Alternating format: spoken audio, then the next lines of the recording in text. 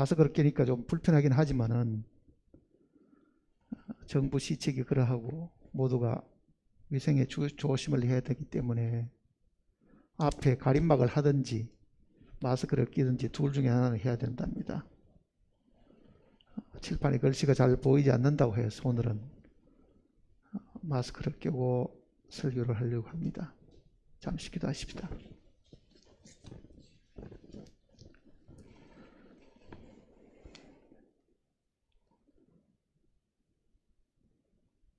살아계신 아버지 하나님, 감사를 드립니다. 세상이 요란하고 많은 어려움들이 있고 사람과 사람 사이의 내왕이 불편하지만 그런 중에서도 우리를 지키시고 돌보심으로 아무런 탈 없이 잘 지내게 하시고 주님이 부활하신 이 아침에 주님의 이름을 찬송하고 주님께 감사드리기 위해서 한자리에 모이게 하심을 또한 진심으로 감사를 드립니다. 우리의 마음에 확실한 믿음을 주셨고 생명이신 우리 주님이 우리 가운데 들어와 계심으로 우리는 주님을 전가하는 것이 우리의 낙이 되었고 우리의 기쁨이 되었습니다. 이 아침에도 전해지는 주님이 우리의 마음 속에서 역사하셔서 우리 모두가 주님으로 기뻐하고 감사하고 즐거워하는 시간이 되게 도와주시옵소서. 우리에게 필요한 것은 육신의 양식뿐만 아니라 우리의 영혼의 양식이 반드시 필요한 줄 알고 있습니다. 잠깐 있다가 사라질 육체를 위해서 우리가 많은 준비를 하고 있지만 영원한 삶을 위해서 우리가 무엇을 준비하고 있는지 다시 한번 돌아보게 하시옵소서. 우리의 부족함을 아시는 주님께서 각 심령이 필요한 바를 먼저 알고 계시오매 필요에 따라서 모든 것을 채워주실 것을 간구드립니다. 땅에 살아가는 동안에 우리에게 주님이 주시는 환경과 처지를 불평하지 않고 있는 그대로 받아들이는 저희들이 되게 하시고 어떤 어려움과 시련과 고난 속에서도 주님을 믿는 그 믿음을 통해서 모든 것을 능히 이기게 도와주시옵소서. 우리에게 거룩한 말씀을 주셨으니 이 말씀이 우리의 마음속에 살아 역사하시는 하나님의 말씀이 되어서 뿌리가 내리고 잎이 피고 열매를 맺는 그러한 과정도 되도록 주님 도와주시옵소서. 우리를 죄 가운데서 구원하시고 매일 생활 속에서도 늘 지키시고 돌보시는 주 예수님의 거룩하신 이름으로 간절히 기도드립니다. 아멘. 갈라디아서 4장으로 오시겠습니다.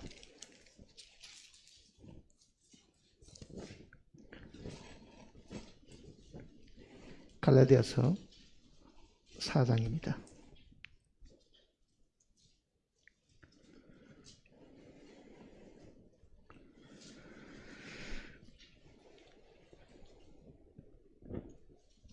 (1절) 말씀부터 보겠습니다. 갈라디아서 4장 1절.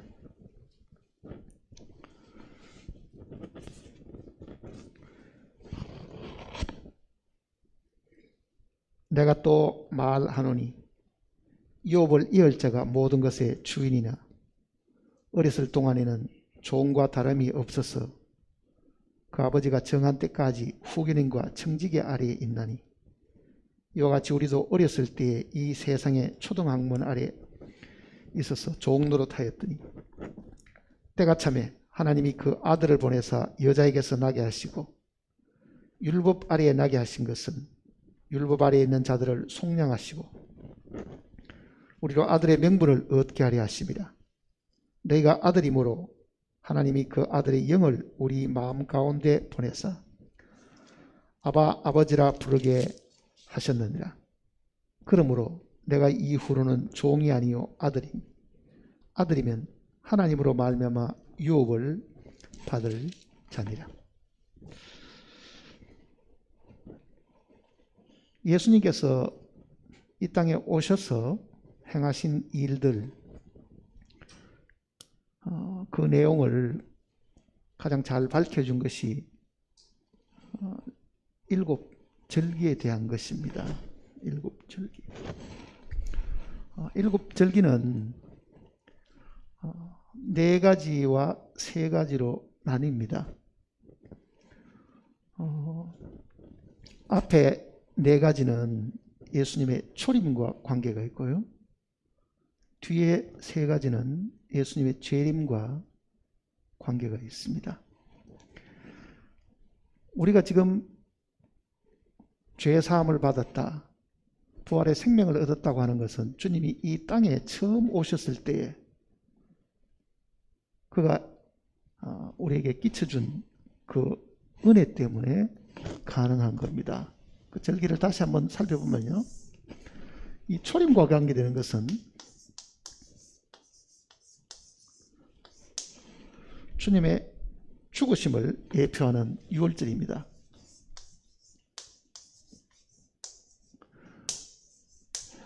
주님이 죽으시고 장사되셨기 때문에 무교절이 있고, 3일 만에 다시 부활하셨으니까 부활의 첫 열매인 초곡절이 있고, 부활하시고 난 다음에 하늘에 올라가셔서 성령을 보내주신 것이 있습니다. 오순절날 성령이 오신 것이 있습니다. 재림은 남은 세계가 이루어질 것인데요, 그거는 구원받은 그리스도인들이 공중으로 끌어올려가는 휴거가 있습니다. 나팔절이라고 이야기합니다. 나팔 소리가 나면 죽은 자들이 먼저 일어나고 살아남은 자들도 호린이 변하여 주님을 공중에서 영접하는 나팔절이 있고,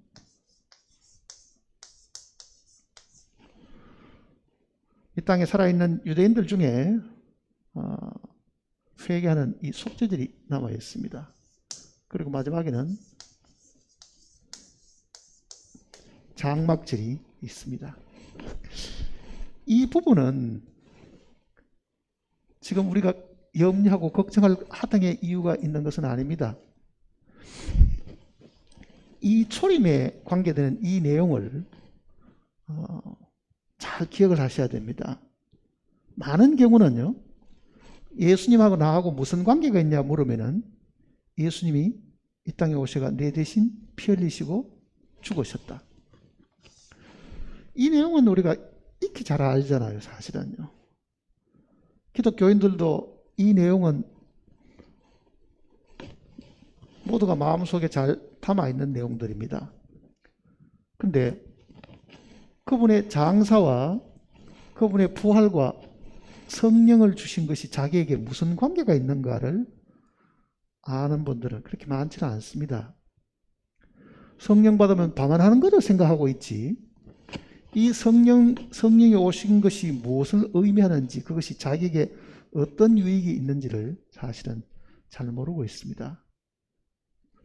그러니까 주님이 초림 때에 오셔가지고 우리에게 끼쳐주신 그 은혜를 우리가 확실하게 체험을 해야 되고, 그것이 내 것이 되어야 됩니다. 그 내 것이 되는 것은 이론이 아니고 실제가 되어야 되는데요,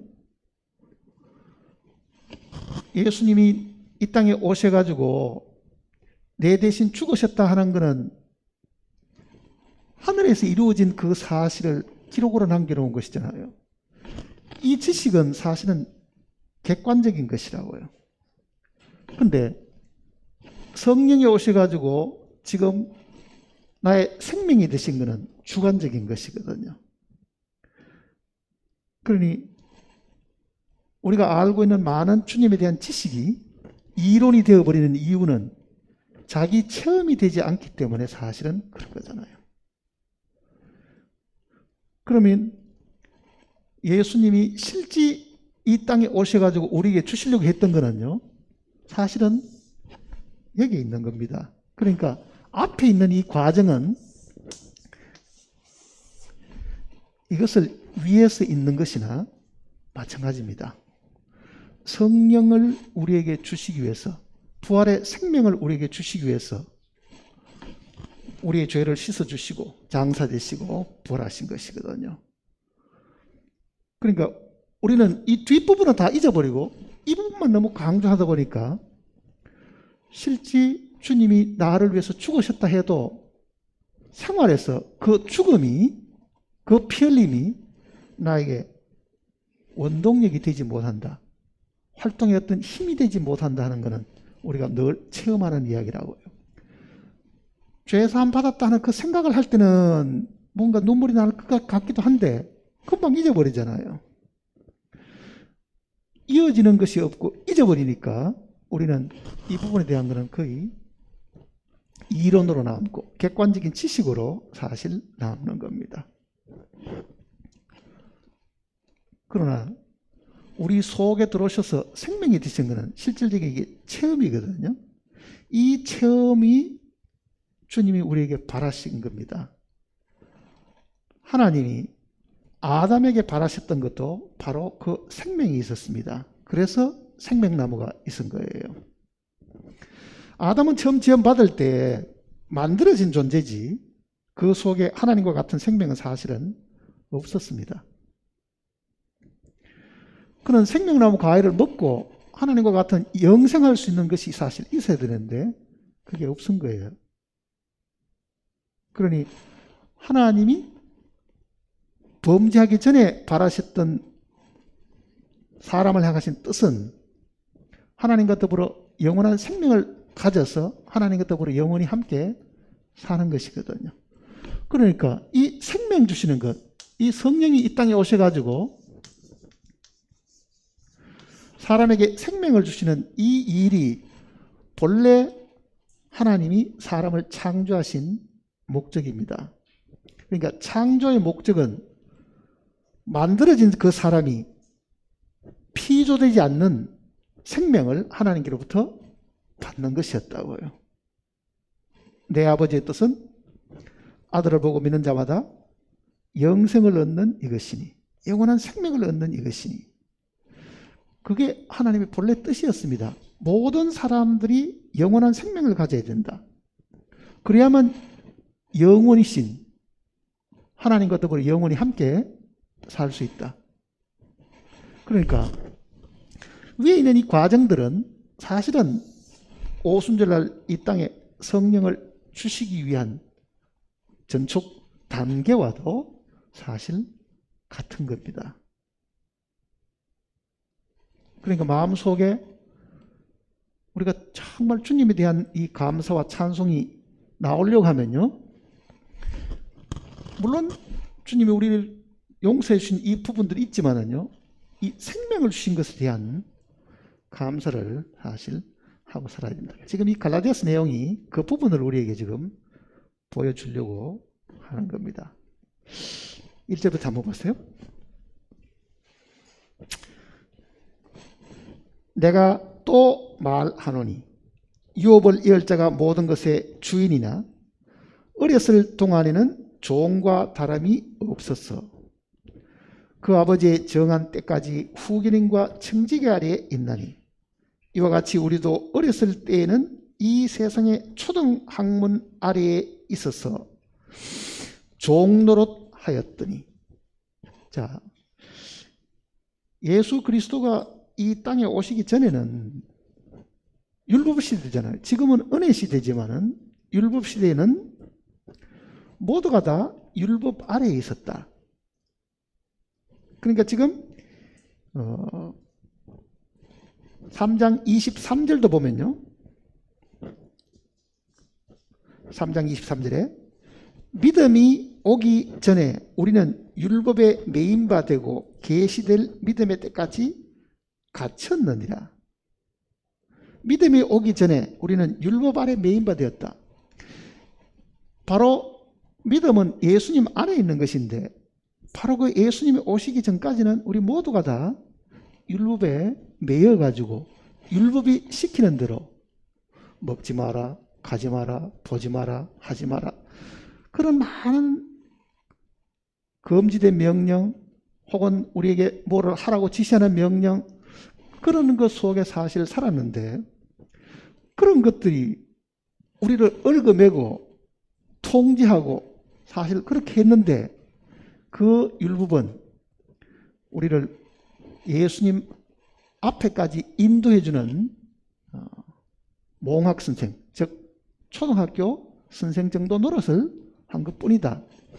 그런데 여기 지금 사지로 보면 때가 참해, 하나님이 예정해 놓으신 어떤 때가 있었는데 그 때가 차니까 하나님이 그 아들을 보내사 여자에게서 나게 하시고, 창세기 3장 15절은 여자의 후손이 네 머리를 상하게 할 것이다.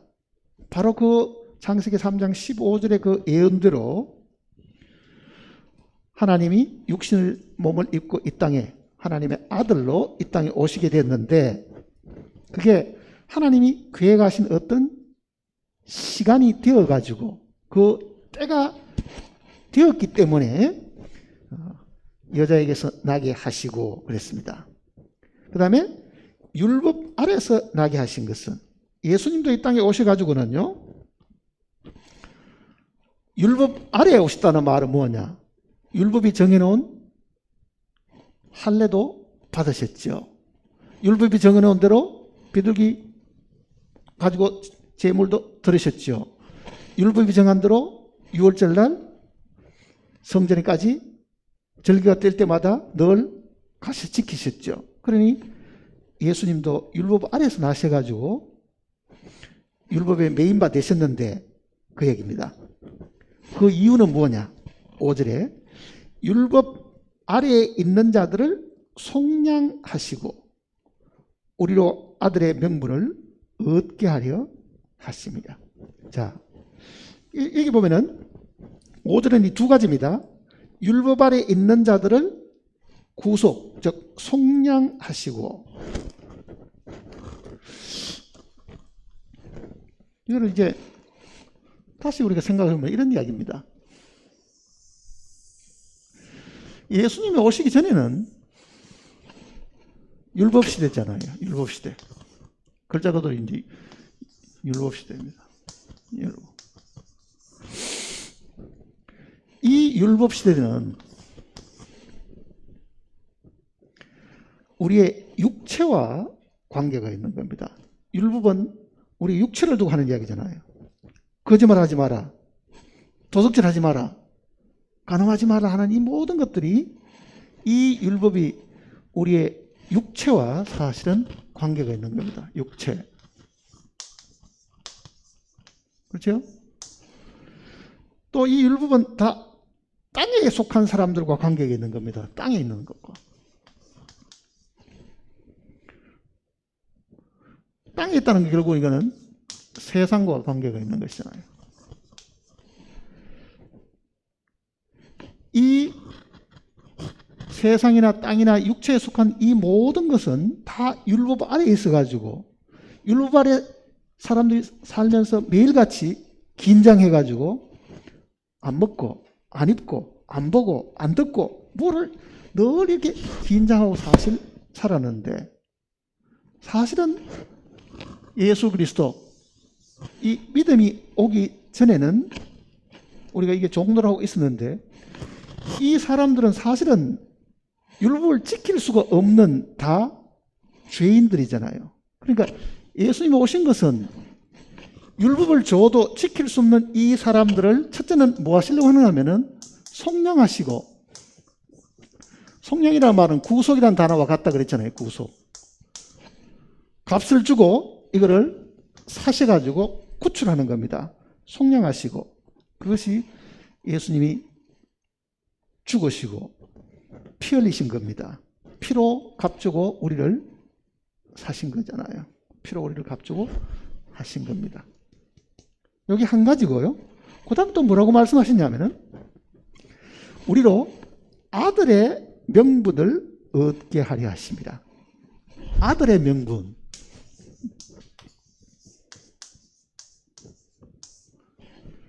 자, 예수님이 내 죄 때문에 죽었다는 것은 우리가 다 익히 잘 압니다. 어떻게 해서 내가 아들이 되었느냐? 당신은 하나님의 아들입니까? 아닙니까? 이렇게 물어보는 사람은 드물지요. 당신은 죄 사함 받았습니까? 아닙니까? 이런 거를 물어보는 많아도요. 당신이 지금 하나님의 아들입니까? 아닙니까? 물으면은 뭐라고 이야기합니까? 하나님을 아버지라고 불러야 되는데 교회에 습관적으로 나와가지고 다른 사람이 다 하나님을 아버지라고 부르니 나도 아버지라고 부르는 사람이냐? 정말 하나님이 나의 아버지가 되었느냐? 어떤 장로님이 아이가 하나 태어나서 그 아이가 걷고 말할 때부터 이제 외당에 들고 다녔습니다. 왜냐하면 어릴 때부터 하나님을 알게 해주려고요. 외당 갈 때만 늘 데리고 다니고, 그래서 입을 떼고 말할 때 좀 돼갖고는 너도 아빠 기도하는 걸 잘 들어보고 기도하라 그런 거예요. 손 모으고 무릎 꿇고 기도해라. 장로님이 거룩하게 기도했습니다. 하나님 아버지, 이 어린 것도 하나님을 알게 해주시고 많은 복을 주십시오 하고 이제 기도를 했더니 너도 이제 하나님 앞에 기도하라고 가르치는 거예요. 이 아이가 이렇게 기도합니다. 하나님 할아버지. 아버지가 가만히 들어보면 이상하거든. 야 이놈아, 하나님은 할아버지가 아니고 하나님 아버지야. 그랬더니 아들이 뭐라 그러겠어요? 아버지한테 아버지는 나한테 할아버지다. 이렇게 한 거예요. 촌수를 따지면 그 아들이 더 정확합니다. 아버지가 아버지라고 부르면 분명히 이 아들은 손자니까요. 하나님 할아버지가 돼야 될 거 아니에요. 여러분 어떻게 생각하세요? 우리 아버지도 하나님을 아버지라고 부르고 나도 아버지라고 부르고 우리 아들도 만일 아버지라고 부르면 이게 촌수가 어떻게 되는가? 그 생각이 안 들어요? 근데 분명히 이 성경은 우리로 아들의 명분을 얻게 하려 하십니다. 그러잖아요. 아들의 명분을 얻게 하려 하십니다. 자, 오늘은 이 부분을 설명하려고 하는 게 아닙니다. 오늘은 이 부분을 설명하려고 하는 거예요, 지금. 자, 우리가 어떻게 해서 하나님의 아들이 되느냐? 이 부분을 생각을 해보려고 합니다. 자, 아담이 모든 육체를 가진 인류의 조상입니다. 우리가 그 조상을 우리는 시조라고 이야기하잖아요. 모든 인류의 제일 첫 번째 시조가 첫사람 아담입니다. 첫사람. 글자가 들어 이게 처음 사람이니까 첫사람 아담이 우리의 시조잖아요. 그러니까 이후에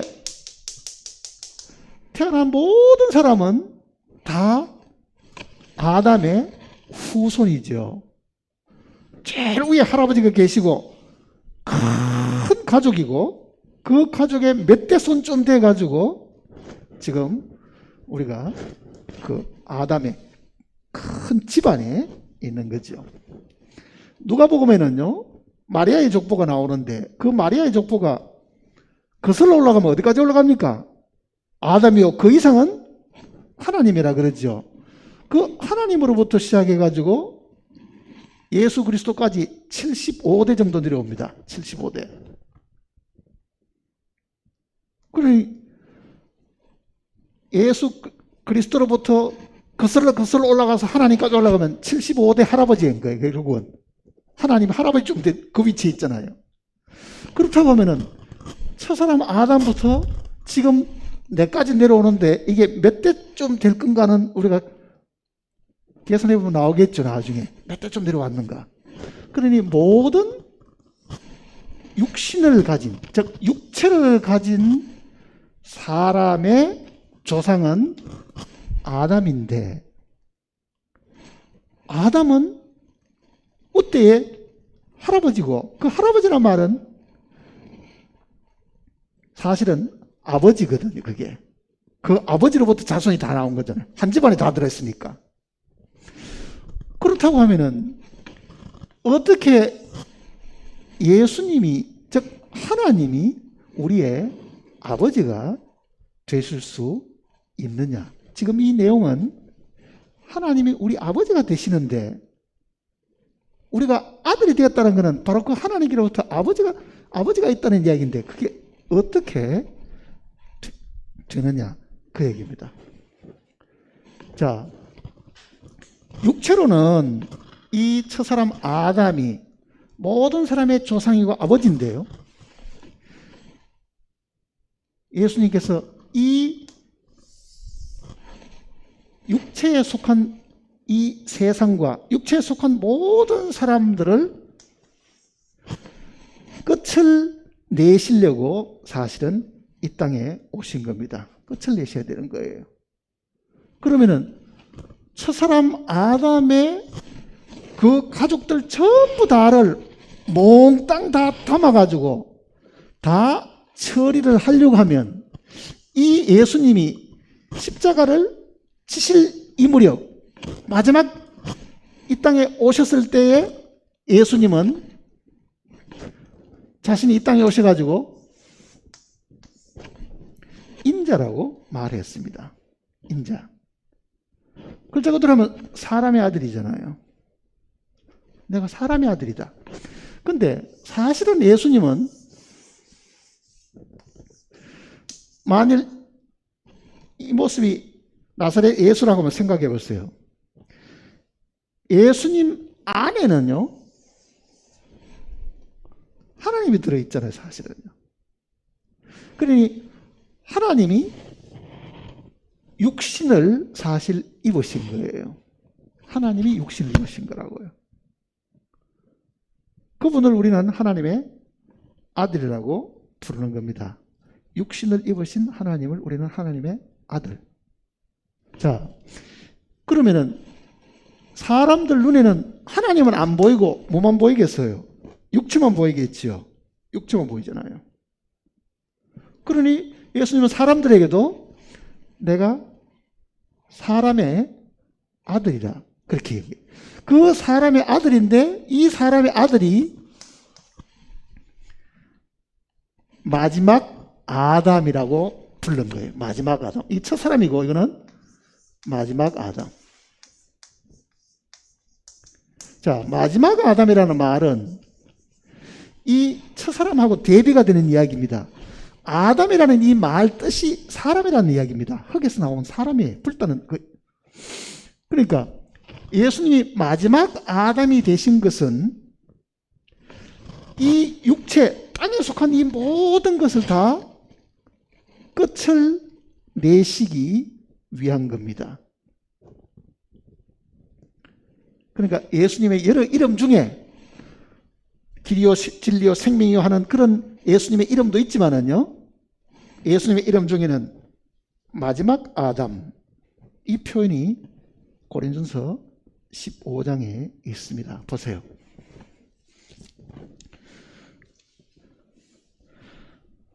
고린도전서 15장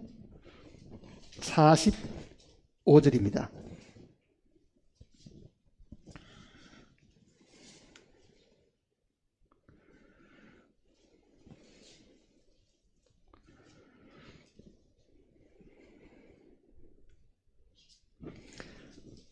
(15장 45절) 기록된 바 첫사람 아담은 생영이 되었다 함과 같이 마지막 아담은 살려주는 영이 되었나니. 자, 마지막 아담, 이거를 머리에서 잘 기억해야 합니다.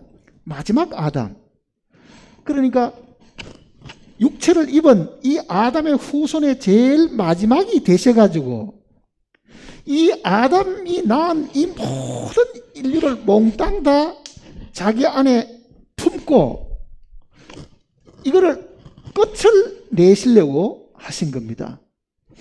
율법에 속한 이 모든 죄인들을 다 여기다가 하나의 몸속에 다 집어넣어가지고 다 끝을 내시려고 한 그 이름이 마지막 아담이신 겁니다. 그러니까 예수님은 이 땅에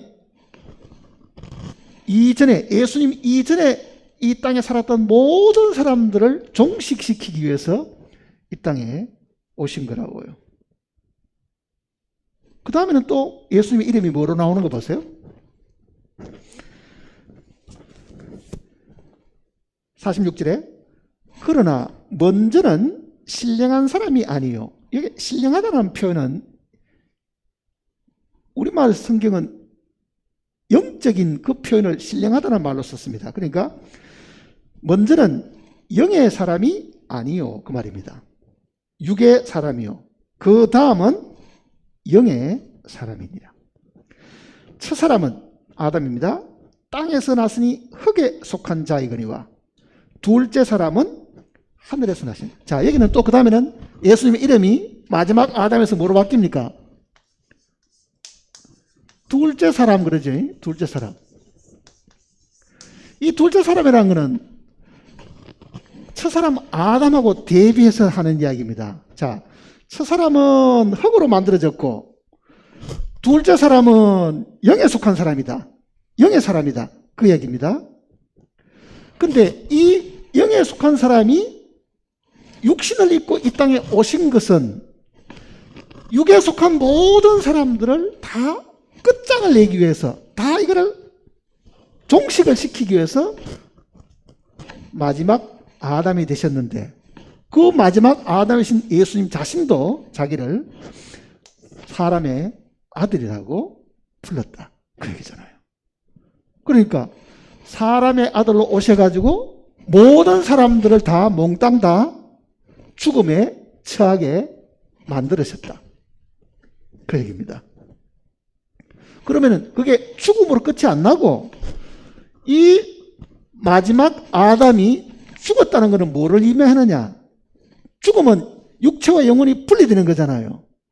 예수님은 육신이 분리되면서 다시금 이 영이 몸을 둘러싸게 된 겁니다. 쉽게 말하면 육신은 벗어버리고 이제는 본래 하나님의 위치로 되돌아 간 것이죠, 사실은.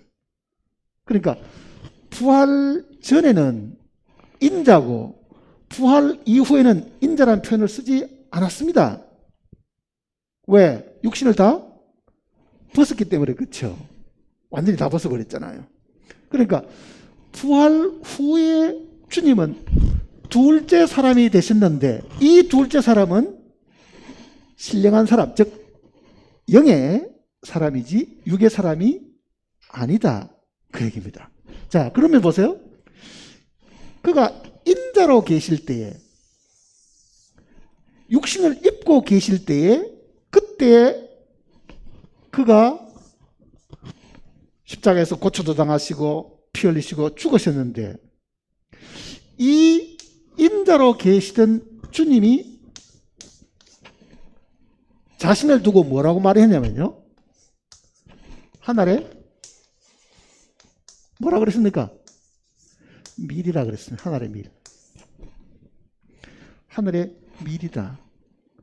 자, 밀은 보세요. 씨앗이 여기 있죠. 껍질이 이렇게 있습니다. 여기 씨눈이고 이거는 껍질이 둘러싸여 있는 거예요. 예수님은 육체가 있고 그 속에 생명이신 영이 그 속에 있습니다. 살리는 것은 영이니 그러잖아요. 그러니까 실제 예수님은 하나님의 생명을 그 안에 가지고 나사렛 예수라는 육신만 있고 이 땅에 오셨는데, 예수님이 이 땅에 오셔가지고 뭐라고 말씀하시냐면요, 하늘의 밀이 땅에 떨어져 죽으면, 떨어지는 것은 이 땅에 오신 것을 두고 하는 이야기입니다. 죽는 것은 장사되는 거잖아요.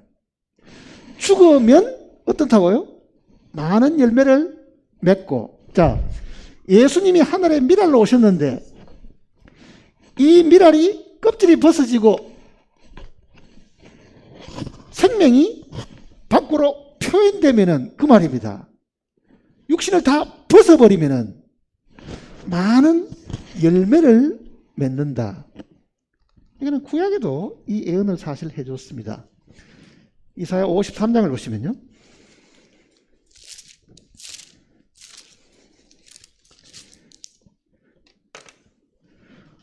53장 10절입니다.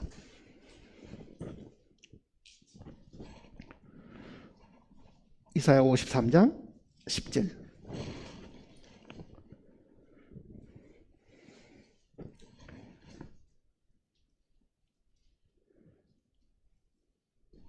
여호와께서 그에게 상함을 받게 하시기를 원하사 질고를 당하게 하셨은즉 그의 영혼을 속건 제물로 드리기에 이르면 그가 실을 보게 되며 그의 날은 길 것이요. 이게 실을 하는 것은 후손을 그 말입니다. 지금 이사야 53장은 예수님에 대한 이야기입니다. 앞부분은 그가 찔림은 우리의 허물을 위한 것이다. 예수님이 이 땅에 오셔가지고 십자가 달리시면서 피 흘리시고 고초를 당하는 그 모든 것들이 우리 죄 때문에 그렇다는 것을 앞부분은 설명을 하고 있고, 지금 이 10절은요, 그의 영혼을 속건 제물로 드리기에 이르면 그가, 즉 예수님이 뭘 보시게 된다고요? 후손을 보시게 된다. 아니, 육신적으로 따지면 예수님은 장가도 안 가시는데 무슨 후손을 보겠어요?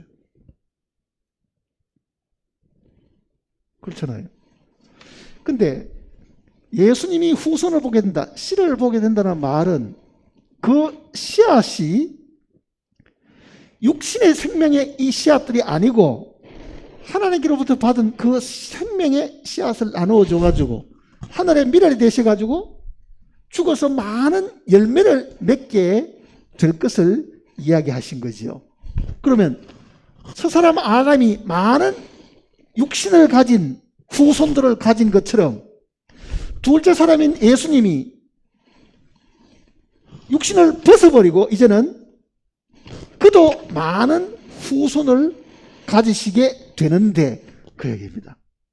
그러니까 저 사람 아담보다도 더 많은 후손을 가지시려고 하면 그는 뭘 해야 됩니까? 먼저 죽음이 있고, 왜? 육체를 벗어야 되고 그럽니다. 그래서 고린도전서 15장은 첫 사람 아담은 산 영이 되었다 함과 같이 마지막 아담은 살려주는 영이 되셨나니. 살려주는 영이라는 말은 생명을 주는 영이 되셨나니 그 말입니다. 아버지가 자식에게 생명을 주는 것처럼 마지막 아담이 둘째 사람이 됨으로 인해 가지고 생명을 주는 영이 되셨다. 그러면은 본래는 사람의 아들이셨는데 그분이 다시금 뭐가 됐다는 이야기입니까? 영이 되셨다 그 얘기입니다. 생명 주는 영이 되셨다. 그러니까 예수님은 육신을 벗으시고 다시금 성령을 입으셨는데요, 그때는 이제는 하늘의 미랄이 죽어가지고 많은 미랄을 생산하는 생명을 주시는 분이 되셨다. 그게 부활이잖아요. 초국절 부활이거든요. 그러니까 예수님의 죽으심은 우리를 구속하는 것이고 예수님의 부활은 어디 있습니까? 많은 아들을 낳는 일들을 하시기 위한 겁니다. 그러니까 예수님의 부활은 예수님 자신만 부활한 게 아니고 많은 후손들을 잉태하고 태어나게 하기 위한 그 부활이다 그 이야기입니다. 그 부활이다 이야기잖아요. 그러니까 이 둘째 사람이 되셨는데 이 둘째 사람은 육신은 벗어버릴 거예요. 신령한 몸만 가지고 있습니다. 그래서 성경은 육의 몸이 있은즉 뭐도 있다고요? 영의 몸도 있다 그 얘기입니다. 그는 영의 몸을 입으신 거거든요. 육의 몸이 있은즉 영의 몸도 있다. 그러면은 예수님의 부활은 단순하게 그분이 죽었다가 살아나신 것이 아니고 살아나는 그 순간에 많은 열매들을, 즉 많은 씨들, 후손들을 맺게 됐겠죠. 그러면 우리는 어떻게 그러면은 하나님의 아들이 되느냐? 예수님께서 유대인의 지도자 니고데모를 만났습니다. 그는 경건한 사람이고 그는 백성들에게 하나님의 말씀을 가르치는 사람입니다. 예수님이 다른 이야기는 안 하고요. 다짜고짜 이렇게 얘기합니다. 네가 거듭나지 아니하면 하나님 나라를 볼 수 없다. 거듭나는 것은 뭐냐? 한 번은 아담의 후손으로 이 땅에 태어난 겁니다. 그러니까 니고데모도 아담 안에서 육신을 입고 태어나서 예수님 앞에 서 있는 거예요. 그러니 모든 육체에 속한 사람을 향하신 하나님의 뜻은 뭐겠습니까? 니고데모뿐만 아니라 네가 첫사람 아담 안에서 한번 태어났는데 네가 한 번 더 태어나야 된다. 어디에 태어납니까? 여기서요, 한 번 더 태어나봐야 여전히 육입니다. 그렇잖아요. 육에 속한 사람은 100번 태어나도 육이라고요, 그거는요. 그런데 이 니고데모는 그 말을 이해를 못했습니다. 다시 태어나라 그러니까 내가 이렇게 늙었는데 어머니 뱃속에 들어갔다가 다시 나오란 말입니까? 니고데모가 어머니 뱃속에 들어갔다가 다시 나와도 그는 여전히 육이잖아요. 그런 두 번 태어나는 건 소용이 없습니다. 예수님 말씀하신 그게 아니잖아요. 너는 유대인의 선생님에서도 아직 그걸 모르겠느냐? 육으로 난 것은 6.25 그러잖아요. 육으로 난 것은 6.25. 그러니까 여기서 태어난 거는 6이고 여기서 태어난 거는 0이다. 그 얘기잖아요. 그러니 이 지구상에 육신으로 태어난 사람은 반드시 영으로 한 번 더 태어나야 된다는 것을 성경이 이야기하는 겁니다. 거듭나는 것은 육신이 두 번 태어나는 게 아닙니다. 한 번은 다시 태어나려고 하면은 그거는 영으로 태어나야 되는데 그래야만 영이신 하나님과 더불어 영원히 살 수 있는 것이잖아요. 많은 사람들은 과거에는 죄 짓고 살다가 이제는 회개했으니까 다시 태어났습니다. 나는 새 사람이 되었습니다. 그거 아닙니다. 죄 짓던 사람이 죄 안 짓는 게 거듭난 게 아니라고요, 그게. 이 육신 안에 사는 사람들도요, 성인군자도 있고 위대한 사람도 많이 있습니다. 그렇지만은 그네들은 여전히 육이잖아요. 육이잖아요. 그러면은 예수님이 이 땅에 오신 거는요, 이 육에 속한 것들은 다 마귀와 관련이 된 거예요, 사실은요. 왜?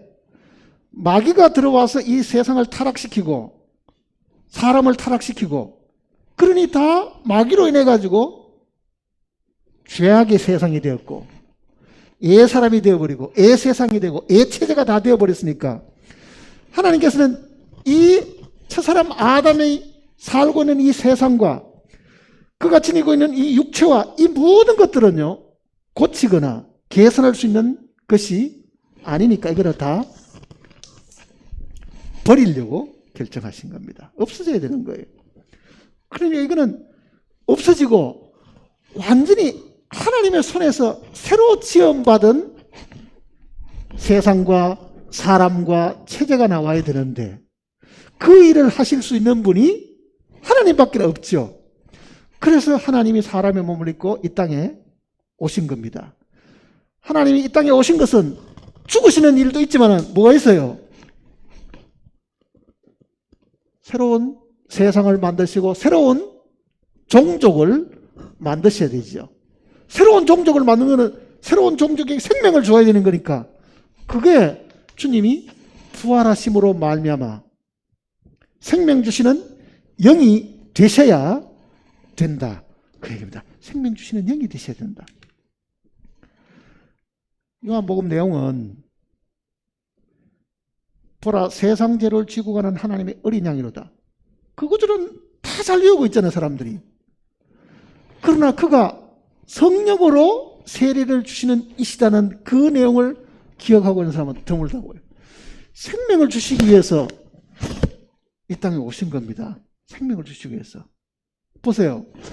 우리 죄가 다 사함받고 깨끗하게 되고 정말 흠이 없이 된 사람인데 다 그렇게 살다가 죽어버리고 사는 것이 없다고 하면 이 가치가 뭐 있어요?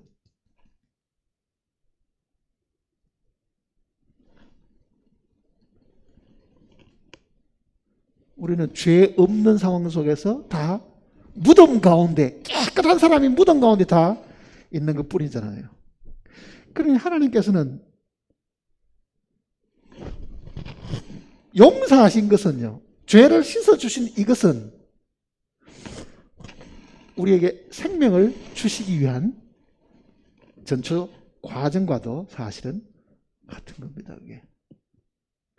자, 그러면 우리는 어떻게 그러면 태어나느냐는 걸 생각을 해야 되죠. 어떻게 태어나느냐. 믿음으로 죄 사함 받았다는 말을 많이 하지요. 주님이 이미 다 해놓으신 사실을 말씀 속에 기록을 해 주셨고 우리는 그 말씀을 듣고 믿어가지고 죄 사함 받았다. 믿음으로 의롭게 됐다. 그 말은 많이 하지만요. 믿음으로 하나님의 자녀가 되었다고 말하는 사람은 별로 없습니다. 왜? 그건 별로 자기에게 별로 도움이 안 된 것 같고 그게 무슨 말인지 잘 모르는 거예요. 가끔 사람들이 질문하는 것이 있습니까? 당신은 거듭났습니까? 거듭났습니까? 다시 태어났습니까? 중생했습니까? 뭐라고 대답하십니까? 죄 사함 받았냐 구원 받았냐고 물으면 예 하지요. 다시 태어났어요? 물으면은 그거는 뭐라고 대답해야 될지 한참 생각을 해봅니다. 다시 태어난다.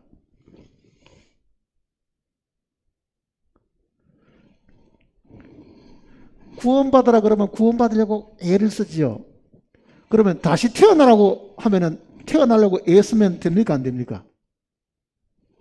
이 세상에 태어나고 싶어 태어난 사람이 이 지구상에 아무도 없습니다. 아이가 자기 의지로 이 땅에 태어난 사람은 아무도 없다고요. 거듭나는 것도 마찬가지입니다. 내가 거듭나야지. 내가 본어게는 해야 되겠다. 그렇게 해가지고 태어난 사람이 이 지구상에 아무도 없다고요. 부모가 자식을 낳아야 되는 것처럼요. 거듭나는 것도 하나님이 하셔야 됩니다. 근데 그 방법은 간단해요. 하나님이 해놓으신 사실을 믿으면 됩니다. 죄 사함도 믿으면 되죠. 결국은 이 믿음이 영생을 얻는 것까지도 다 사실이 있죠. 갈라디아 3장을 보시면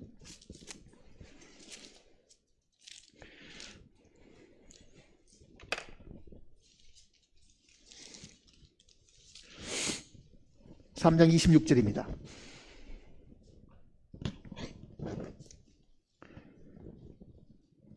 26절 같이 읽겠습니다.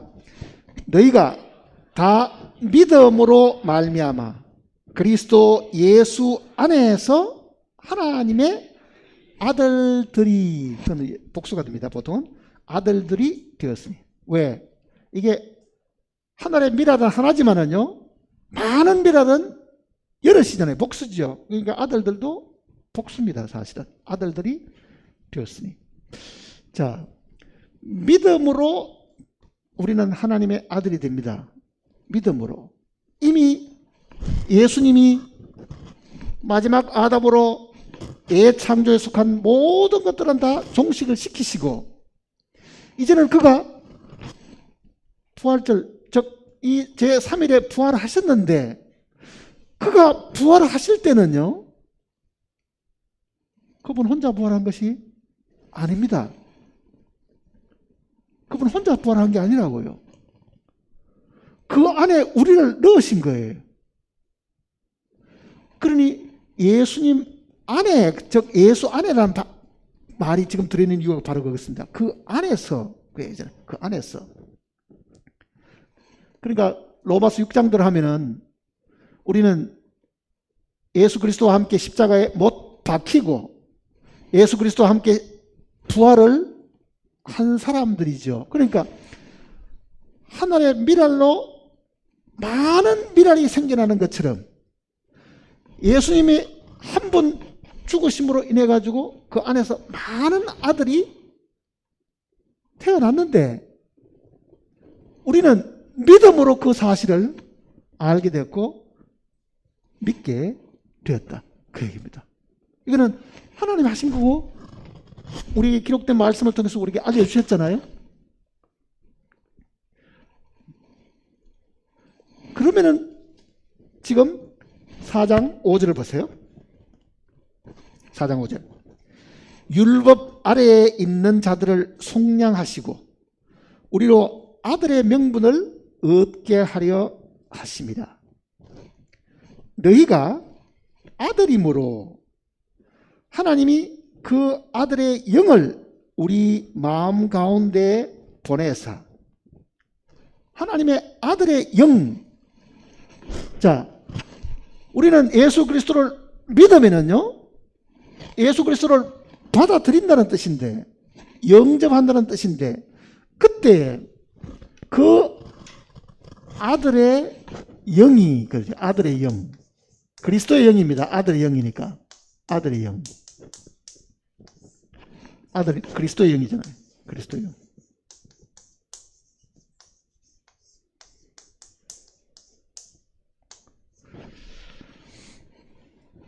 그 아들의 영을 우리 마음에 보내사.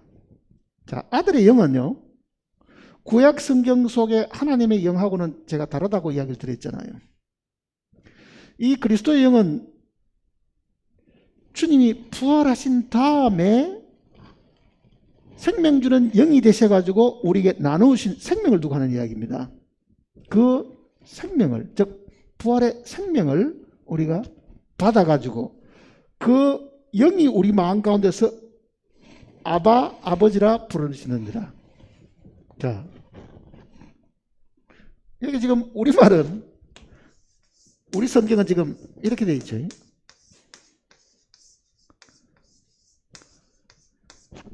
아빠라고 되어 있습니다. 아빠.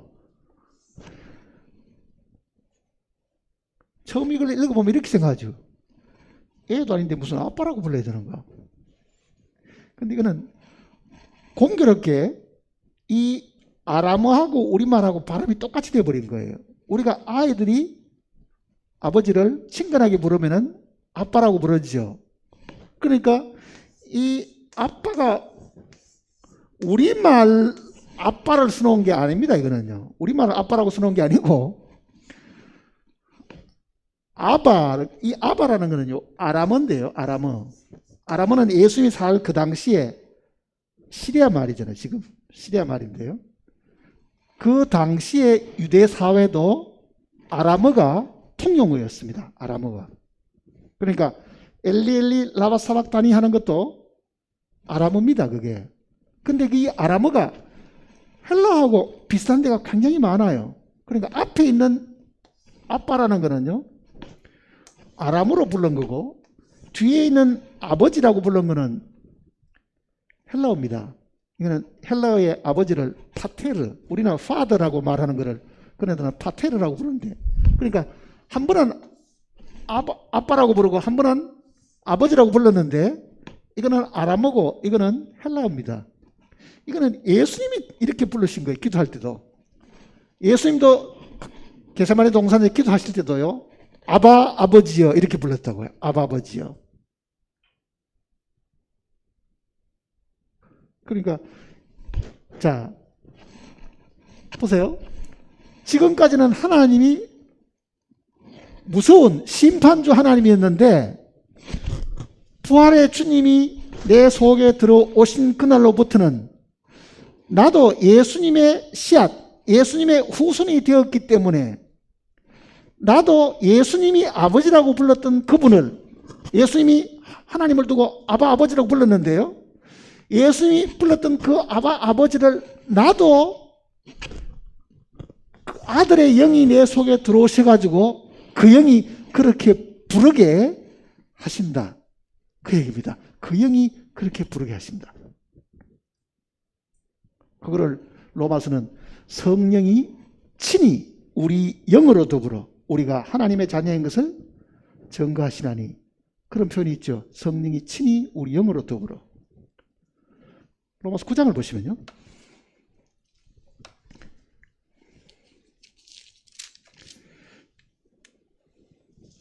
9장 1절입니다.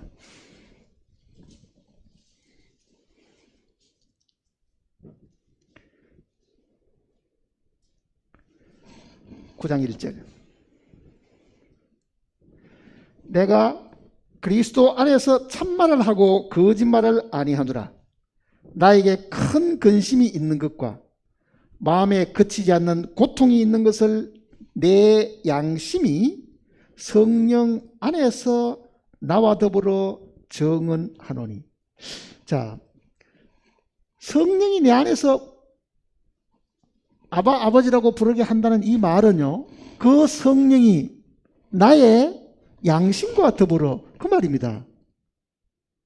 양심 안에서 이제는 하나님이 나의 모든 죄를 사하셨다. 이제는 하나님이 나의 아버지시다. 그 양심이 그걸 알고 있는 거예요. 믿는 그 순간에. 자, 8장을 보시면 앞으로 넘어가시죠. 6절입니다. 8장 6절. 육신의 생각은 사망이요 영의 생각은 생명과 평안이니라. 육신의 생각은 하나님과 원수가 되나니 이는 하나님의 법에 굴복하지 아니할 뿐 아니라 할 수도 없습니다. 육신에 있는 자들은 하나님을 기쁘시게 할 수 없느니라. 자, 지금 이 십자가 이전을 보세요. 율법 시대에는 우리가 다 육에 속한 사람들이고, 율법은 그 육신을 향해서 이야기하는 이야기잖아요. 그런데 이 육신은 하나님과 원수가 된다. 이 육신은 하나님을 기쁘시게 할 수도 없다. 이 육신은 바로 사망이다. 이렇게 이야기하는 거예요. 자, 육신은 죽음이고, 육신은 하나님을 기쁘시게 할 수 없고, 정말 이 육신은 하나님의 심판 아래 있다고 하면 그 육신을 가지고 우리가 하나님을 기쁘시게 하려고 노력한다고 하면은 그건 아무 소용이 없습니다. 무슨 이야기냐면, 내가 이 그리스도 안에, 둘째 사람을 통해서 이 그리스도 안에 있지 않는 한 내 안에 하나님이 영이 없는데 그가 부르는 찬송, 그가 기도하는 기도, 그건 다 거짓이고 하나님의 아무 의미가 없습니다. 그러니까 이 지구상에 기도하는 많은 사람이 있어도요, 하나님과 아무 상관이 없다는 걸 모르는 거예요. 왜? 그 속에 하나님의 생명, 그리스도의 영이 없으면은 그거는 다 죽은 것이고 땅에 속한 것이고 심판받을 것이기 때문에 그렇습니다. 그 다음 구절 보세요. 지금 9절. 만일 너희 속에 하나님의 영이 거하시면 너희가 육신에 있지 아니하나니. 육신에 있지 아니하고 영에 있나니 누구든지 그리스도의 영이 없으면 그리스도의 사람이 아니라. 자, 내가 지금 육신을 가지고 태어났는데 육신에 사는 사람이잖아요. 그런데 둘째 사람을 통해 가지고 그리스도의 영을 받았으면은 나는 육에 있지 않고 어디 있다고요? 영에 있다. 그 얘기입니다.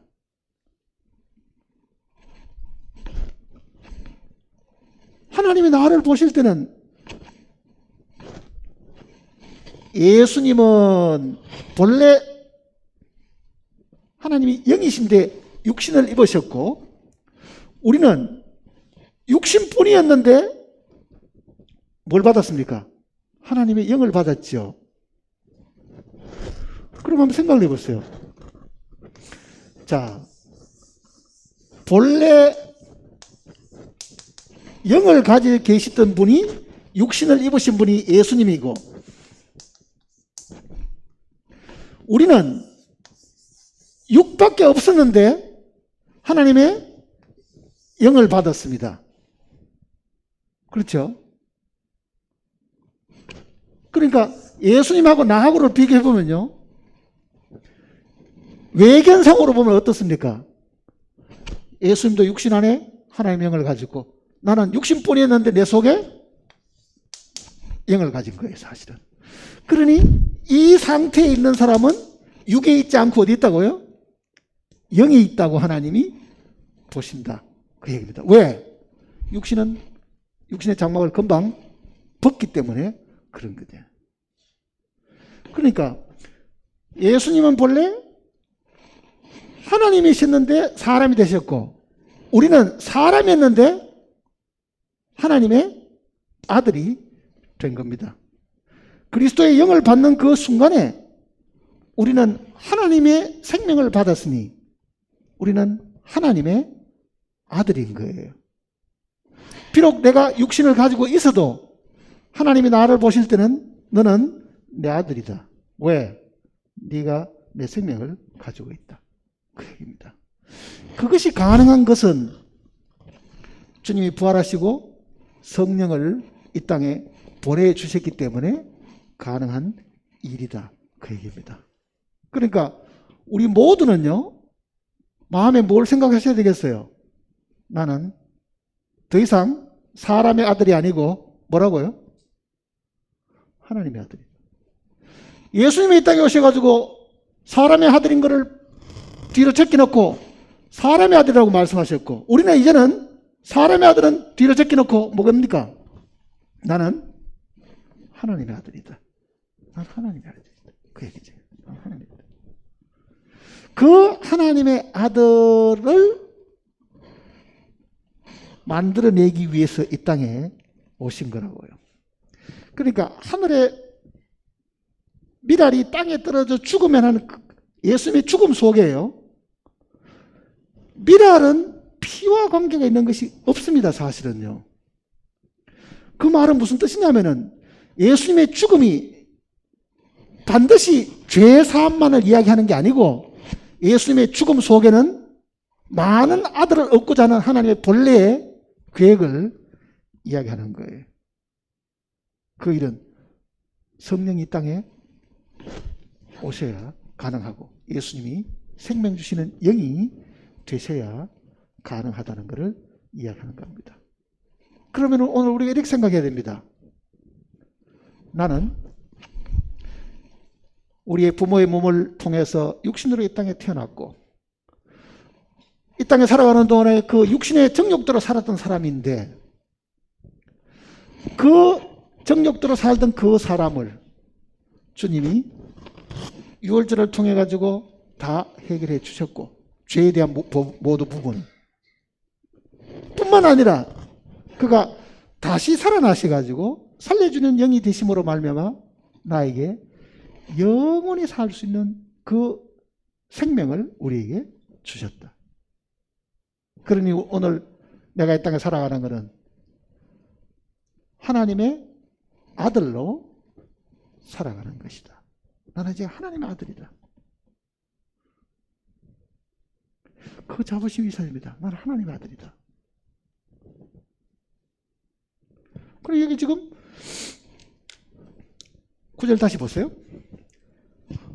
만일 너희 속에 하나님의 영이 거하시면 너희가 육신에 있지 아니하고 영에 있나니 누구든지 그리스도의 영이 없으면 그리스도의 사람이 아니다. 그 다음, 또 그리스도께서 너희 안에 계시면 몸은 죄로 인하여 죽은 것이나 영은 의로 말미암아 살아있는 것이다. 자, 우리 몸이라는 거는요, 이 육체라는 거는 이미 주님의 십자가 속에 함께 넣어가지고 함께 죽게 만드는 겁니다. 하나님 보실 때는 우리는 이미 육에 속한 사람이 아니고 영에 속한, 즉 영적인 사람이 되었는데, 그 다음 보세요. 11절에 중요한 이야기가 있습니다. 예수를 죽은 자 가운데서 살리신 이의 영이 너희 안에 거하시면, 거하십니까? 그리스도 예수를 죽은 자 가운데서 살리신 이가 너희 안에 거하시는 그의 영으로 말미암아 너희 죽을 몸도 살리시리라. 예수님의 육신이 죽었지만은요, 그를 부활하게 하는 것이 하나님의 영의 능력이잖아요. 바로 그 하나님의 그 성령이 우리 속에 와 계신다고 하면 우리의 이 죽을 몸도 다시 살린다. 그거는 현재 이 땅에 있는 동안에도 우리가 이 육신을 이기고 사는 삶을 이야기하고요, 장차 흙으로 돌아가서 먼지가 될 여기에서도 우리를 살리시는 하나님의 능력이 우리가 받은 생명이 있기 때문에 그게 가능하다. 그러니까 그 생명이 있는 사람들은 그 생명이 다 주님 안에 다 감추어져 있습니다. 그러면 주님이 다시 오시면 그 생명도 함께 나타나게 되겠죠. 마음속에 이 사실을 깊이 생각하셔야 됩니다. 주님이 나를 구원하신 것은, 피 흘리셔가지고 나를 구원하신 것은, 죄 사함받게 하신 것은 천국에 들어갈 자격을 주신 겁니다. 사실은 천국에 들어갈 자격을 주신 거라고요. 그가 부활하셔가지고 우리에게 새 생명을 주신 거는요, 천국에 들어가서 살 수 있는 조건을 마련해 주신 겁니다. 그 천국은 영원한 것입니다. 그 천국은 죽지 않는 천사들이 사는 곳이잖아요. 그 천국에 이 육신을 가지고 들어갈 수 없으니 반드시 신령한 몸을 가지고 들어가야 되거든요. 그러니 죽으신 것이 그 나라에 받아주는 조건이면은 부활은 그 나라에 들어가서 살 수 있는 신령한 몸을 주시는 겁니다. 죽을 몸도 살리시라. 그 몸은 다시 죽는 몸이 분명히 아니죠. 고린도전서 15장을 다시 보시면요,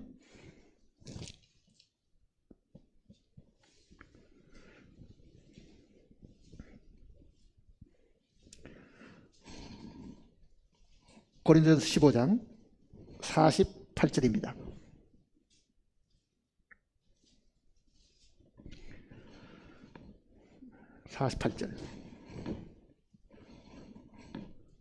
무릇 흙에 속한 자들은 저 흙에 속한 자와 같고, 무릇 하늘에 속한 자들은 저 하늘에 속한 이와 같으니, 우리가 흙에 속한 자의 형상을 입은 것 같이 또한 하늘에 속한 이의 형상을 입으리라. 흙에 속한 자의 형상을 입게 된 것은 첫사람 아담 때문에 그런 것이고, 하늘에 속한 형상을 입게 되는 것은 둘째 사람 예수 그리스도의 부활하심으로 말미암아 우리에게 주어진 것입니다. 50절 보세요. 형제들아, 내가 이것을 말하노니 혈과 육은, 우리 육체잖아요, 하나님 나라를 이어받을 수 없고, 또한 썩는 것은 썩지 아니할 것을 유업으로 받지 못하리라. 그러니까 우리 죄를 다 용서해 주셨다 하더라도요, 이 몸 이대로는 그 나라에 들어가 살 수가 없습니다.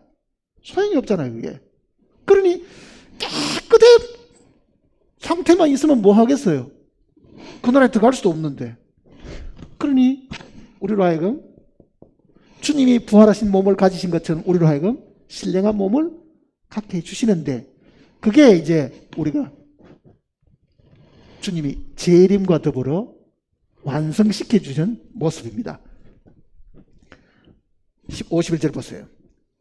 보라, 내가 너에게 비밀을 말하노니 우리가 다 잠잘 것이 아니요 마지막 나팔의 순식간에 호련히 다 변화하리니, 나팔 소리가 나매 죽은 자들이 썩지 아니할 것으로 다시 살아나고 우리도 변화되리라. 이 썩을 것이 반드시 썩지 아니할 것을 잊겠고, 이 죽을 것이 죽지 아니함을 입으리로다. 이게 부활로 가능한 겁니다. 예수 그리스도를 죽은 자 가운데 살리시는 영이 너희 가운데 거하시면 바로 그 영이 우리의 죽을 몸도 어떻게 한다고요? 살리시리라 그러잖아요. 우리 몸도 살리시리라. 그러니까 주님의 초림이 우리에게 주시는 거는요, 죄사함, 새 생명, 부활의 생명입니다. 그리고 그것이 이루어지는 것이 주님의 재림, 나팔절이잖아요. 그러니까 주님의 초림을 통해서 우리에게 주신 이 은혜를 낱낱이 우리가 다 잘 알고 정말 누려야 될 부분들이 있다고요. 그러니 주님의 죽음에만 머물지 말고 여기까지 나아가라고 말씀을 드리는 겁니다. 우리에게 생명을 주신 것이다. 그 생명은 지금도 우리가 누릴 수 있도록 해주신 것이다. 그거는 우리의 실질적인 경험이 될 수 있는 거거든요. 경험이 될 수 있는 것. 피 흘려서 죽으신 것은 하나님 앞에 이루어진 것이고 객관적인 진리고요. 부활은 우리 안에 주신, 이거는 주관적인 진리입니다. 주관적인 진리.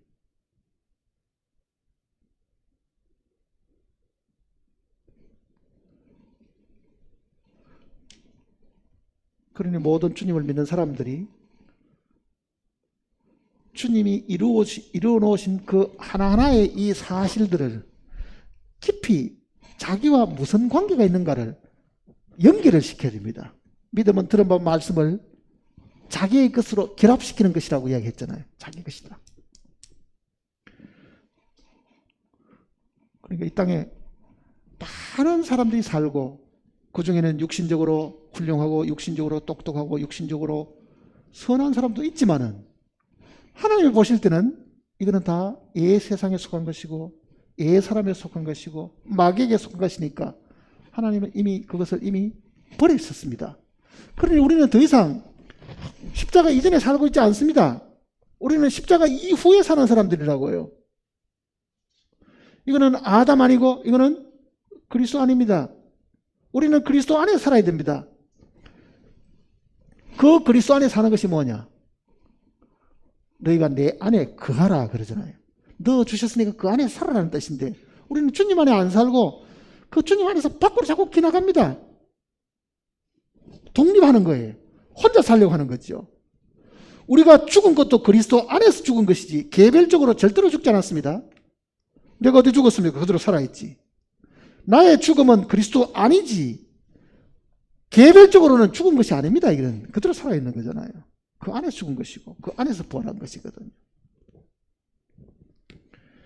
일본이 망할 때에 외무 대신을 시켜가지고 미국의 미주리 함상에 항복을 했습니다. 저는 그 미주리 함이 저 포틀랜드 타코마 거기에 정박했을 때 그 배에 한번 올라가 본 적이 있어요. 항복했던 그 자리를 이렇게 딱 표시해놨더라고요. 자, 일본 전체가요 한 사람 안에 다 들어있었습니다. 누굽니까? 천황이라고요. 천황 이름으로 항복을 해버리니까 백성들은 싫어도 그 안에서 어떻게 된 거예요? 다 항복한 거예요. 그런데 그 항복한 것도 모르고 저 필리핀, 괌도 여기서 일본 군인들이 숨어가 살다가 30년 만에 잡혀 나온 군인도 있었고요. 아직도 몇몇 있답니다. 아직도 다 안 나오고. 항복한 지가 언젠데 몇십 년 만에 잡혀 나온 일본 군인들, 그게 오늘 우리 신앙생활하고도 비슷합니다.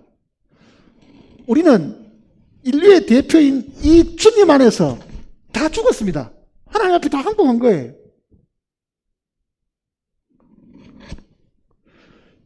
천황 한 명이 항복하는데 일본 백성 전체가 그 속에 다 포함되어 버린 것처럼요. 우리는 주님의 이 순종으로 인해 가지고 아담에 속한 이 모든 육체에 속한 사람이 그 안에서 다 끝이 나버렸다. 승복해버렸다. 그 얘기입니다. 끝나버렸다. 그거를 일본 국민이 어떻게 해야 되겠어요? 아유, 나도 천황이 항복해서 나도 항복한 겁니다. 해야 되는데 왜 항복하냐? 끝까지 싸웁시다. 나는 싸우겠습니다.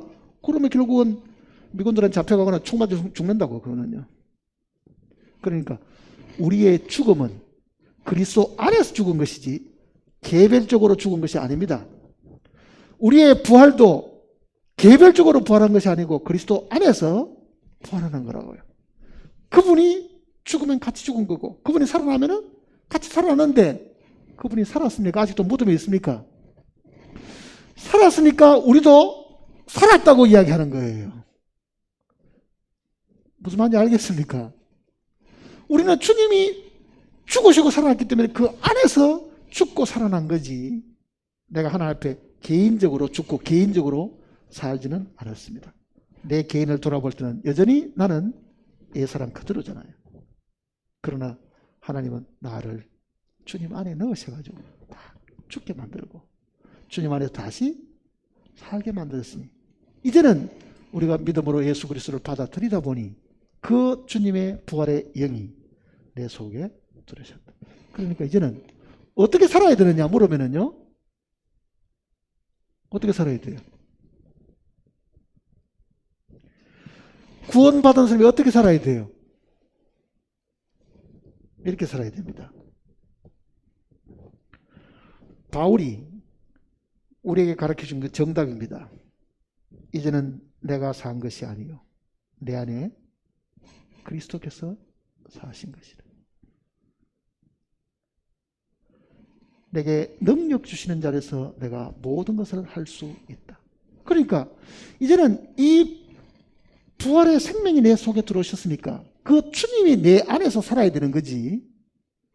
그 생명은 없는데도 내가 육신적으로 힘을 다하고 육신적으로 최선을 다해가지고 고행을 하듯이 수고하고 바치고 그게 있지 않습니다.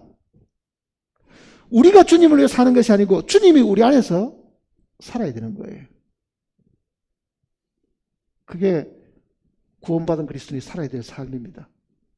근데 얼마나 많은 사람이 아직도 이스마엘을 낳듯이 힘을 다해가지고 놓으려고 애를 쓰는 사람이 얼마나 많아요. 열매를 맺어보려고 하는 사람들이.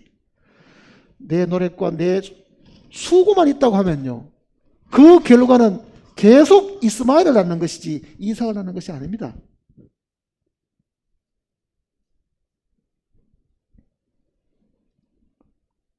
외견상으로 보면은 열심 내고 충성을 다하는 것이 굉장히 좋아 보일지 모르지만 하나님 눈에는요 다 이스마엘을 생산하고 있는 거예요. 계속 이스마엘을 놓고 있는 거죠. 이삭은 어떻게 놓습니까?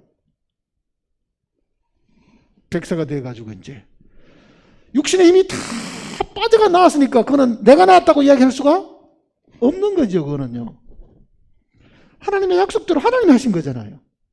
하나님이 이삭을 낳았다. 그게 아브라함의 답입니다. 하나님이 이삭을 낳았다. 내가 낳은 게 아니다. 그 이야기잖아요.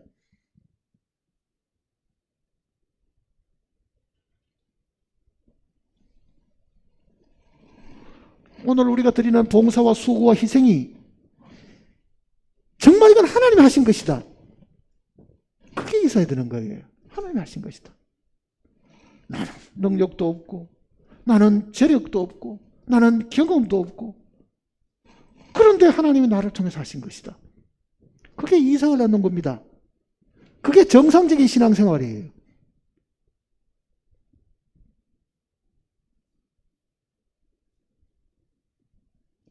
아직 그리스도의 영이 그 안에 없는 사람이야. 그건 불가능하잖아요. 그러나 참으로 내 양심이 내 영과 더불어 내가 하나님의 자녀인 걸 증거하는 그 확실한 것이 있으면요, 주여 이제는 정말 주님이 나를 통해서 모든 걸 하십시오. 나는 지금 아무것도 아니고 할 수가 없습니다. 그러면 어떻게 돼요? 힘들 필요가 없고 자연스럽게 됩니다. 자연스럽게. 힘들 필요가 없고 자연스럽게 되는 거예요. 억지는 대부분 우리 육신의 수고입니다. 억지로 하는 거는요.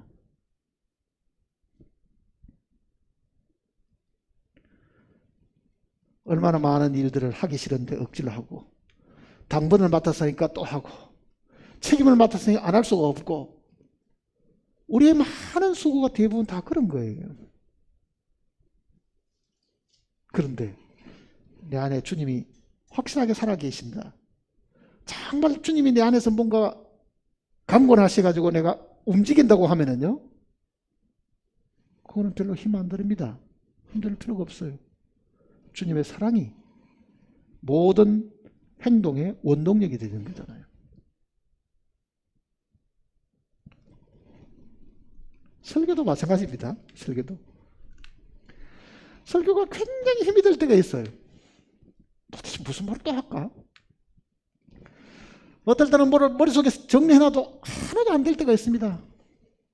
말을 뒤적박죽하고 내가 생각해서 이상하고.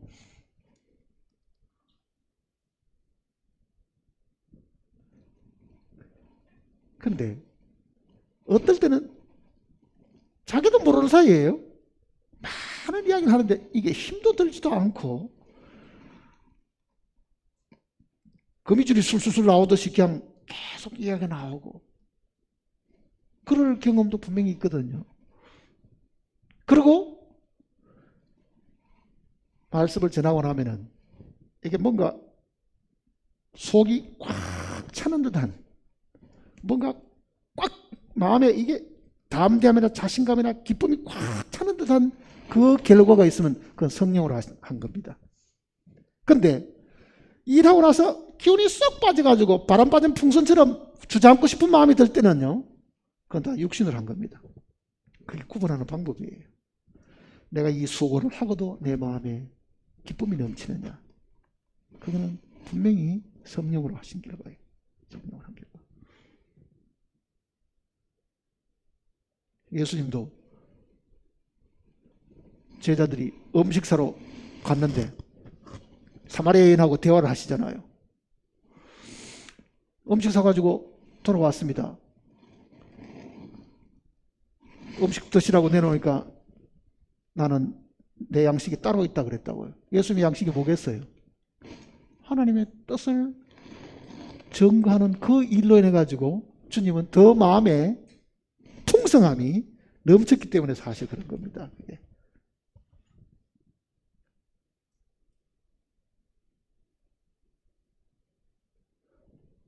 그게 여러분이 맡은 일들이 무슨 일이든지 간에 정말 마음속에 한번 생각을 해봤어요.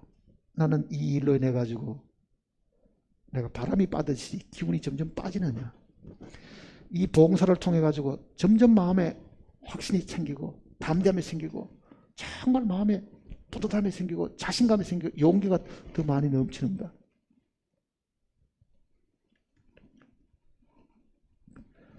그 바울이 늘 하는 이야기가 그거잖아요. 항상 기뻐하라. 내가 다시 말하는 기뻐하라. 기뻐할 수 있는 이유가 어디 있습니까? 두들겨 맞고 빌립보 가서 그렇게 두들겨 맞고 감옥에 갇히고 있으면서도요, 그가 찬송을 부를 수 있었던 것은 그 수고를 통해서도 그 안에서 뭐가 있었어요? 끓어오르는 성령의 위로와 담대함이 그 속에 사실은 있었기 때문에 이게 가능하잖아요.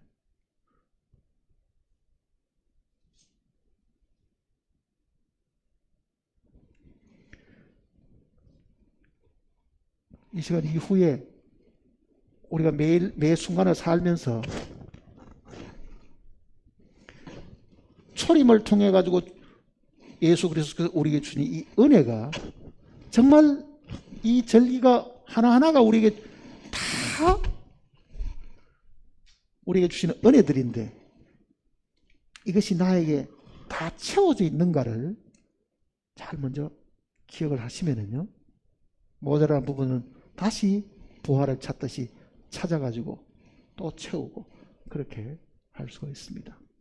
그래서 성경대로 전진을 해야 됩니다. 나아가야 돼요.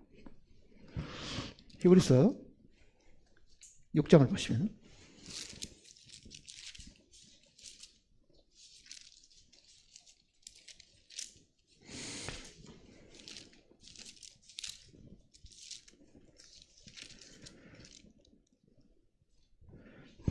히브리서 6장 1절입니다.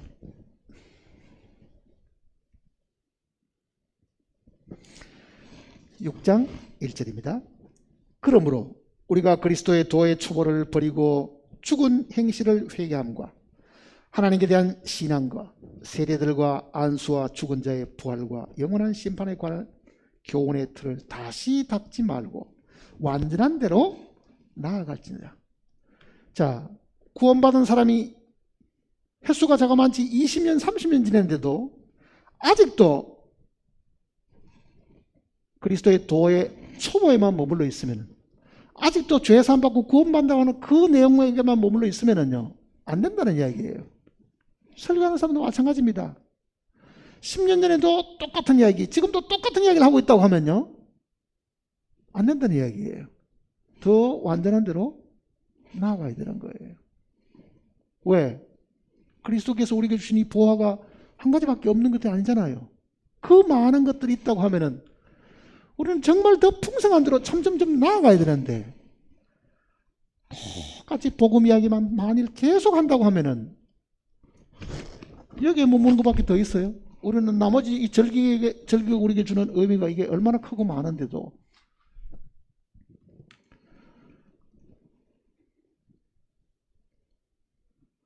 완전한 대로 나아가도록 뜻을 세우시고 매일매일 생활 속에서 주님이 우리를 인도하셔서 정말 온전한 가운데 이르도록 도와주시기를 기도하십니다. 다 같이 기도하십니다.